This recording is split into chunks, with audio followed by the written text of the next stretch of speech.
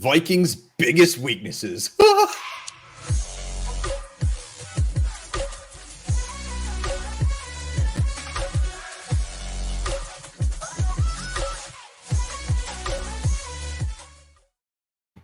right, welcome back to the Onebar and Lupagus show. I'm Onebar with Lupagus, and the Vikings have some weaknesses, and clearly Onebar and Lupagus have some serious weaknesses. Yeah, apparently my forehead is so big it absorbed all the sun this weekend. Got a little pink. Love me some pink. So we're each going to give our 3 weaknesses. We don't know what they are, and I can't wait to get into it. I mean, free agency is, I would say, the signings are over for now, barring injury, barring something in training camp. So this appears to be our roster. Absolutely. And this video appears to be sponsored by Liftbridge Brewing Company. Check them out. Either go to the brewery itself or look at your local liquor store for some delicious brews to enjoy this summer. And yeah, this roster, I got to be honest, looking at it top to bottom, a lot better than I was expecting to be, especially with the new coach coming in. We didn't know what was going to happen. Are they going to blow things up? Or are they going to just kind of restructure this roster to a team that's more of the where Kevin O'Connell comes from? That didn't happen. They kind of just rolled with what was there, added some pieces, and overall, top to bottom, I do like this, but there are still some weaknesses remaining, and we are definitely going to jump all over those. Yeah, I would say the Vikings were very top-heavy, very voluptuous up top, and a lot of mine, spoiler alert, it comes down to the depth. That's absolutely what these are. When you look at every single position, it's very tough to just look at a position and say, oh, man, we got nothing there. I mean, clearly there's some, but feeling pretty good. But let's just dive balls deeper into it. Who are you starting with? Yeah, I'm going to go with more of a deeper one here. I'm going to go deep first. I'm going to go with the backup quarterback position. To me, this is horrifying. And not every team has a good backup quarterback, but here's what the Vikings have. They have Sean Mannion, who you know is ass. And you got Kellen Mond, who you hope isn't ass. There's nothing really to go by with Kellen Mond. Yes, it's nice that Kellen Mond gives us some upside, some hope. If he does come in, at least we haven't seen him suck in a game that matters. So there's definitely hope with him. But it'd be really nice to have an established backup if Kirk Cousins goes down. It's not very often you see a guy like Case Keenum come in and, when Sam Bradford went down, have the year he did. You look at Matt Castle way back when Tom Brady went down. So backup quarterbacks sometimes do have success, but right now you can't really think anybody on the Vikings roster could come in and have success. Days of Brooks Bollinger, Kelly Holcomb, Gus Frerotte. I got nothing else. It's very valid concern there. Cousins goes down, we are screwed. I'll start on the defensive side of the ball, and that's just defensive line depth. I know we look at the horrible Harry. We got the big man Tomlinson and Armon Watts. There's some guys that they're going to move around, but you look at the depth chart right now. Atameo and Jalen Twyman are our backup defensive ends right now. Have never played a snap in the NFL. And defensive line is going to be a big part of how well this defense does. I mean, we're going to that 3-4. Not only is our defensive line depth not there, but it's a whole new defense. Terrifying. If Tomlinson were to go down, or horrible Harry, he could get gross very fast. Yeah, it's weird. And another thing that makes this so concerning is we don't know yet how these guys are going to be used. Like, where's James Lynch going to go? Is he even going to have a spot? Is he going to be inside? How much 4-3 are they going to run? I mean, they could always, if they do go that 4-3 look, they could always pull Hunter and Darius Smith, put them at end. So you don't know how this thing is going to look. But yeah, when you really look at it from top to bottom and who's actually there, it's downright horrifying. It's gross. Who's your next one?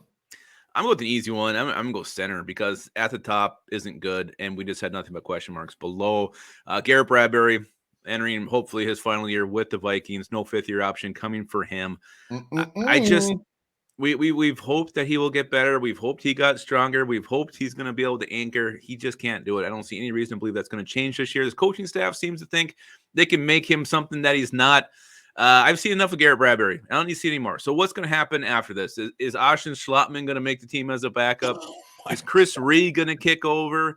Are they going to try Ed Ingram? Are they going to try Wyatt Davis at center? We don't know what's going to happen. But either way, you got not very good at the top, some inexperience on the bottom, and we don't know. Chris Reed would be the best option there, but is he going to stick to guard? We don't know yet. So if it's not Chris Reed, there's just nothing after Garrett Bradbury.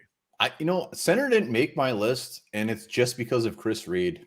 That's it. I think Chris Reed's good. I think he is their backup option at center, and I wouldn't be surprised one damn bit if week one he's our actual starting center. And I hope so. I just don't know yet what their plan is with him. I know he filled in there, but there were some guys who weren't there, who weren't in camp that week. So I hope it is, but I put it here because really the top is gross and there's question marks all throughout this thing.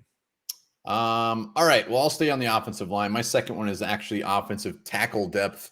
Again, I love our tackles. I can't wait to see what Darrisaw has. But if one of these guys were to go down, we're one play away from Vidarian Lowe or Oli Udoh stepping in. I mean, we've had Rashad Hill in the past, good in a pinch, where at least he's got some playing experience and he's done well. But I mean, this is a whole different ball game. I mean, Blake Brandel, Oli Udoh, Vidarian Lowe. Those are our backup tackles right now. And if any one of them were to get in there, it would be grosser than Lupagus's buttocks on a December morning.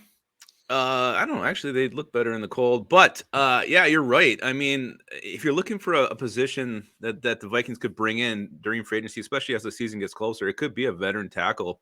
If someone gets hurt, or if they don't like what they see from Vidarian, if Oli Udoh looks like Oli Udoh, it's going to look like him. What you're hoping for is Vidarian's a diamond in the rough, and Blake Brandel, takes that next step where he's not just a glorified, was it tight end they were putting him in last year where he actually looked good when they was always the ninth offensive lineman out there. Yeah, but when they put him at tight end, we usually scored a touchdown on the goal line. So, yeah, I don't know. It is horrifying. It's not good. Well, Udoh, I mean, they're moving him back to tackle. I mean, the dude's been messed around with more than, I don't know. My buttocks on a December morning. Yes, your buttocks on a December morning. So, yeah, I don't know. I mean, Oli Udoh, yeah, I think I'd rather see him at tackle than inside.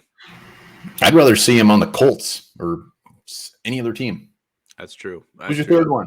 My third one is the position that gives me the most concern. The position I think the Vikings really are kind of rolling the dice on. It's tight end. Irv Smith Jr. at the top. Everybody's waiting for him to break out. He can never stay healthy. We'll be holding our breath every time he steps out of the practice field, exhibition game, whatever it is, until the season starts.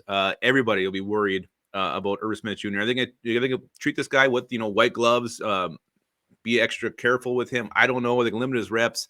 You don't want to do that because you want him to get comfortable in the new offense. But behind him is the real scariness with Ben Elfson, Johnny Munt, and Nick Muse and Zach Davidson.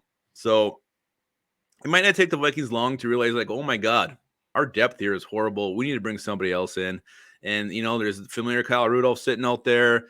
There's Eric Ebron still out there. So there's some options they could look at. But to me, if I'm betting on one position that the Vikings bring in a free agent, I'm going to say they bring a tight end before the season starts. Johnny Munt is going to shock the world this year with 15 receptions and 48 yards. I think we need to start the Muntometer because that's something we keep talking about, how Johnny Munt's going to have his breakout season. Yeah, we'll have to.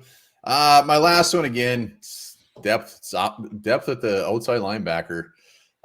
We got DJ Wanham, Patrick Jones, and a bunch of guys that have never stepped on the field. And when you look at it, if you're going to have Danielle Hunter, you're going to have Zadarius Smith, you're going to sign Horrible Harry, bring in Hicks. I mean, I guess this is just what you have to take. Like I said, we're extremely top heavy, but if Zadarius Smith were to go down, if Danielle Hunter were to go down, it's just going to be disgusting. I'm okay with Wanham coming in and just rushing the passer. That's all he does. I'm fine with that. The guy did have 8 sacks last year, so he does have some pass rush. But you mentioned it. There's so many question marks. Like Jarius Robinson didn't play a snap last year. Patrick Jones, will he be standing up? Will he be with his hand in the dirt? I mean, he's big enough where he could probably transition to an end. You got some young undrafted guys, Luigi Villain. Is he going to have a role? Is Andre Mitzi going to shock the world and make this team? I don't know, but you're right. You hope your top 2 dogs don't get hurt because there are definitely question marks all throughout this depth chart. Well, there's definitely a theme amongst your 3 and my 3 is depth. One guy goes down at any of these positions, it's gross. It is gross. And I guess we'll just have to have an unsung hero step in and be fantastic. That's what you hope for. That's what you hope. Next guy up mentality is what you got to have. Next guy up, Luigi Villain, you are up. Remember, grab yourself a cold Lift Bridge brew this week. I don't know. I'm gonna get, like you said, I'm gonna get that mango one. It's delicious. I look forward to giving you my review. I think it comes in a tall can too, which is always good. So always a little bit more. All right. So while you're getting that and thinking about this weaknesses in the Minnesota Vikings, remember this: only 1% of your fart actually smells. 99% of a fart is composed of odorless gas.